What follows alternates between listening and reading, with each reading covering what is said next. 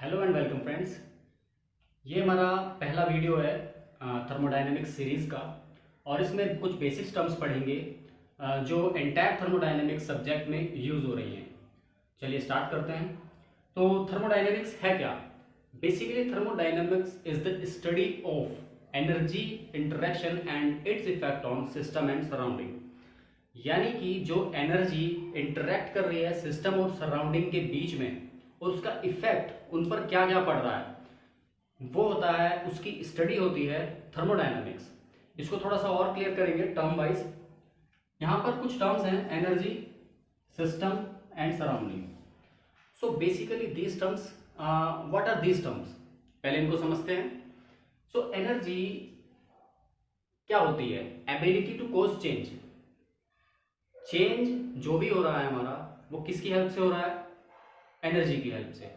Basically energy का एक principal है हमारा, वो क्या होता है? Energy can neither be created nor be destroyed. ना एनर्जी को बनाया जा सकता है, ना एनर्जी को मिटाया जा सकता है, but it can change it's form. वो उसकी फॉर्म को हम चेंज कर सकते हैं एक फॉर्म से दूसरी फॉर्म में। फॉर एग्जाम्पल, मैकेनिकल एनर्जी को हम लोग हीट एनर्जी में कन्वर्ट कर सकते हैं। कैसे? अभी मान लीजिए मैं इस बोर्ड को अगर ऐसे ऐसे रगड़ता जाऊं तो क्या होगा? फ्रिक्शन जो फोर्स होगी, मैकेनिकल फोर्स में दे रहा हूँ, उस फ्रिक्शन के कारण वो हीट एनर्जी में कन्वर्ट हो जाएगी और मेरा हाथ जल जाएगा और थोड़ा सा ये भी हीट हो जाएगा बोर्ड। सो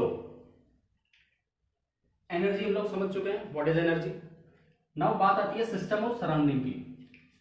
सिस्टम क्या होता है? जिस मैटर पे हम लोग स्टडी कर रहे हैं या जिस चीज पे हम लोग एक्सपेरिमेंट कर रहे हैं। फॉर एग्जाम्पल, मेरे पास एक बोतल है, राइट?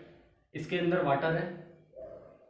अगर मैं इस वाटर को अपनी स्टडी का केंद्र बनाता हूँ, इस पे स्टडी फोकस करता हूँ वाटर पे, इसके अंदर जो वाटर है, तो वो हो जाएगा मेरे लिए सिस्टम, राइट? अगर मैं इस बोतल को स्टडी कर रहा हूँ तो बोतल मेरी सिस्टम हो जाएगी। अच्छा, अब चलते हैं सराउंडिंग क्या होती है।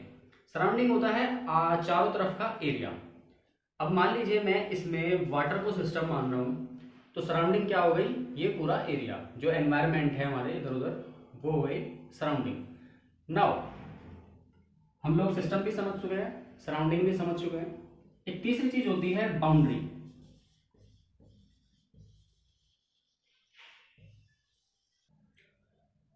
तो जो बाउंड्री है फ्रेंड्स, वो क्या होगी? मान लीजिए मैं बोतल के अंदर जो वाटर है उसको मैं सिस्टम मान रहा हूँ और आसपास का एरिया सराउंडिंग है ही, तो जो सिस्टम को और सराउंडिंग को डिवाइड करेगी वो होगी बाउंड्री।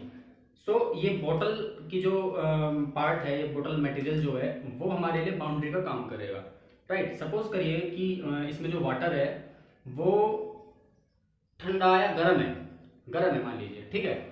अब क्या होगा? वो थोड़ी देर बाद ठंडा होगा। अब जब ठंडा होगा तो उसकी जो हीट एनर्जी है वाटर की, वो कहाँ गई? वो गई कहाँ पे? सराउंडिंग में। और सराउंडिंग में किसके थ्रू होकर गई है? वो गई है इस बॉटल के थ्रू होकर, इसकी वॉल के थ्रू होकर। तो जो वॉल है बोतल की, वो क्या एक्ट करेगी? वो एक्ट करेगी as a boundary. So friends, अब हम लोग सिस्टम, सराउंडिंग और बाउंड्री को समझ चुके हैं आराम से। उसके बाद हम लोग कुछ सिस्टम के टाइप्स पढ़ते हैं कि सिस्टम के कौन कौन से टाइप्स होते हैं, राइट? सो फ्रेंड्स, अब हम लोग देखते हैं टाइप्स ऑफ सिस्टम्स के बारे में। तो यहाँ पर हमें तीन प्रकार के सिस्टम्स देखने के लिए मिलते हैं: open system, close system and isolated system. इनको कैटेगराइज किया गया है मास और एनर्जी के फ्लो के अकॉर्डिंग, राइट? एक बात सबसे पहले ध्यान रखिएगा कि अगर मास एंटर कर रहा है तो एनर्जी को भी एंटर करना पड़ेगा। क्यों? क्योंकि एनर्जी भी मास से एसोसिएटेड है। लेकिन ये जरूरी नहीं है कि अगर एनर्जी एंटर कर रही है तो मास को भी एंटर करना पड़ेगा। क्यों? क्योंकि एनर्जी के डिफरेंट फॉर्म्स हो सकते हैं, राइट? चलिए, सो ओपन सिस्टम की अगर हम बात करें तो उसे समझने के लिए हम लोग इस पाइप का यूज करेंगे, राइट? इसमें क्या हो रहा है? ओपन सिस्टम को हम कंट्रोल वॉल्यूम सिस्टम भी कह सकते हैं। कैसे? मान लीजिए इसमें मैं पानी फ्लो करा रहा हूँ इसमें पाइप में, और पानी इधर से एग्जिट हो रहा है। तो हो क्या रहा है कि जितना वॉल्यूम पानी का अंदर जा रहा है उतना एग्जिट हो रहा है। मुझे स्टडी करनी है पाइप के अंदर के वाटर की, तो मैं क्या करूँगा? मैं इतना हिस्सा अगर मान लीजिए स्टडी के अंतर्गत लेता हूँ तो क्या होगा कि मेरा ये जो वॉल्यूम होगा वो कांस्टेंट रहेगा, वो चेंज नहीं होगा। ठीक है, पानी आ रहा है, पानी जा रहा है, अंदर जो मैं स्टडी कर रहा हूँ वो वॉल्यूम कांस्टेंट रहेगा। तो ये सिस्टम होता है ओपन सिस्टम। अब इसमें हो क्या रहा है, इसमें मास भी एंटर कर रहा है, और मास एंटर कर रहा है तो ऑब्वियस सी बात है इसमें एनर्जी भी एंटर करेगी और एग्जिट करेगी। दूसरी चीज, ये आइसोलेटेड नहीं है ऊपर से, राइट, तो इसमें हीट एनर्जी भी आ जा सकती है। सो ओपन सिस्टम में क्या होता है, मास भी इंटरेक्ट कर सकता है और एनर्जी भी इंटरेक्ट कर सकती है। एनर्जी किसी भी फॉर्म में हो सकती है, इलेक्ट्रिकल एनर्जी, मान लीजिए मैं इसमें इलेक्ट्रिकल हीटर लगा दूं इसको वाटर को हीट करने के लिए, तो क्या होगा, एनर्जी इंटरेक्ट करेगी। सो मास एनर्जी दोनों का इंटरेक्शन हो रहा है। सेकंड चलते हैं क्लोज सिस्टम की तरफ। अब क्लोज सिस्टम समझने के लिए हम लोग फिर से बोतल का इस्तेमाल करेंगे। इसमें जो वाटर है वो फिक्स मास का वाटर है, मैंने बोतल बंद कर रखी है, राइट, ना इसमें वाटर एंट्री कर रहा है ना एग्जिट कर रहा है। ठीक है, लेकिन क्या होगा कि जो इसमें वाटर है अगर वो मान लीजिए गर्म है तो थोड़ी देर बाद ठंडा हो जाएगा। तो हो क्या रहा है, वहां पर एनर्जी का इंटरेक्शन हो सकता है। ठंडा इसलिए हो जाएगा क्योंकि मैंने यहाँ पे इसको इंसुलेशन नहीं दिया किसी भी प्रकार का। ठीक, सो यहाँ पे मास इंटरेक्शन नहीं हो रहा है क्लोज सिस्टम में, और एनर्जी इंटरेक्शन इसमें हो सकता है, और इसको हम कंट्रोल मास भी बोल सकते हैं। ठीक है फ्रेंड्स। अब तीसरा सिस्टम होता है हमारा आइसोलेटेड सिस्टम। आइसोलेटेड सिस्टम क्या है, मान लीजिए क्लोज सिस्टम को मैं इंसुलेट कर दूं इस तरह से कि इसमें किसी भी प्रकार की एनर्जी ना एंटर हो सके और जो अंदर एनर्जी है वो बाहर ना जा सके, राइट, तो उसको मैं क्या बोलूंगा, आइसोलेटेड सिस्टम बोलूंगा। तो इसमें क्या होगा, ना तो मास इंटरेक्ट कर सकता है ना एनर्जी इंटरेक्शन हो सकता है, राइट फ्रेंड्स। सो अब ओपन सिस्टम का एग्जांपल हमने देखा पाइप की हेल्प से, क्लोज सिस्टम का एग्जांपल हमने देखा बोतल की हेल्प से, और आइसोलेटेड सिस्टम का भी एग्जांपल हमने देखा बोतल की हेल्प से। यानी कि अगर मेरा सिस्टम इंसुलेटेड है, राइट, उसको जो सराउंडिंग है, हमारी सराउंडिंग में किसी भी प्रकार का कोई भी इंटरेक्शन नहीं हो रहा है, तो वहां पर हम लोग कह सकते हैं कि हमारा सिस्टम आइसोलेटेड सिस्टम है, राइट। चलिए, अब आइसोलेटेड सिस्टम का एक एग्जांपल बहुत बेहतरीन है, यूनिवर्स। यूनिवर्स में क्या होगा, इस पूरे ब्रह्मांड में एनर्जी बाहर नहीं जा सकती ना अंदर आ सकती, जो है वो अंदर ही रहेगी, वो अपनी फॉर्म चेंज करती रहेगी। सो universe is a very best example for isolated system.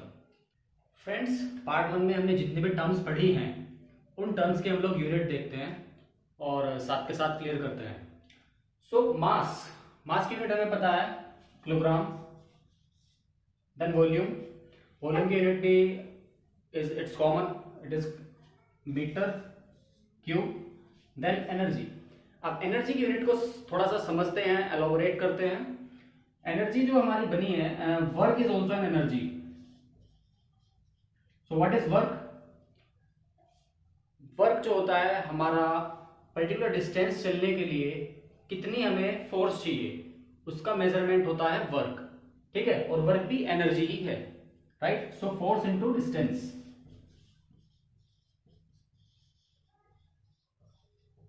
Right.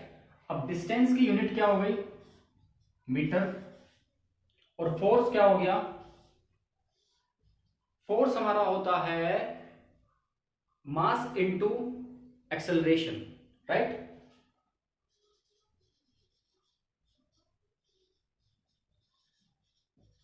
Mass into acceleration. अब इसको यूनिट की फॉर्म में लिखते हैं, मास किलोग्राम,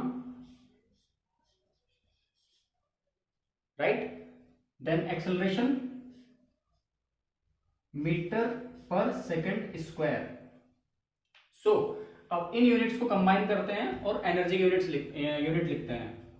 सो किलोग्राम मीटर स्क्वायर पर second square, right. So energy की ऐसा यूनिट होती है किलोग्राम मीटर स्क्वायर पर सेकंड स्क्वायर। इस पूरी की पूरी टर्म को हम बोल सकते हैं जूल,